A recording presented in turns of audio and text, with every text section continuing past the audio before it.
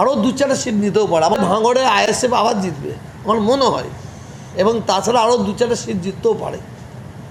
2-4টা seat নিতে সংখ্যালঘুরা ভয়ঙ্কর খেলা খেলবে এবং আপনার দল আরও বেশি সিট পাবে, এবং আপনি বললেন যে নওয়াজ সিদ্দিকী শুভবুদ্ধি উদয় হয়েছে, কি বলবেন? দেখো, আমি একটা কথা বলি, উনি আমার চাচা যান, যদি কথা বলে থাকি আমি সেটাও প্রত্যাহার করছি, কারণ আমার চাচা যান সম্পর্কে আমার কোনো বক্তব্য নেই।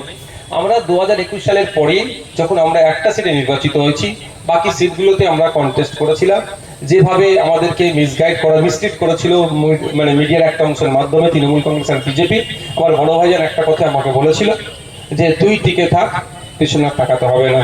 আর আজকে আমাদের একদিকে বিশ্ববিদ্যা আছে, একদিকে তাপসদা আছে, একদিকে শামসুর স্যার আছে, একদিকে আমাদের কুতুব ভাইরা আছে।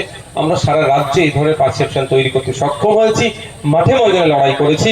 দলিত, আদিবাসী, মুসলমানের কথা বিধানসভার মধ্যে, বিধানসভার বাইরে, চা বাগান থেকে শুরু করে জমি ভাঙন এবং ক্ষুদ্র শিল্প থেকে শুরু করে দর্জি শ্রমিক, জরি শ্রমিক, সবার কথায় আমরা যে তাদের সত্যিকারের লড়াইটাকে করছে। 2026 সালে এই বিজেপি তৃণমূলের বাইনারি আর চলবে না। শুধু সংখ্যালঘু নয়, পশ্চিমবাংলার সংখ্যাগুরু সমাজের মানুষও আইএসএফ এর সাথ দিয়েছে। 2026 সালে ব্যাপক রেজাল্ট আইএসএফ করবে। আরও 2-4টা সিট নিতেও পারে।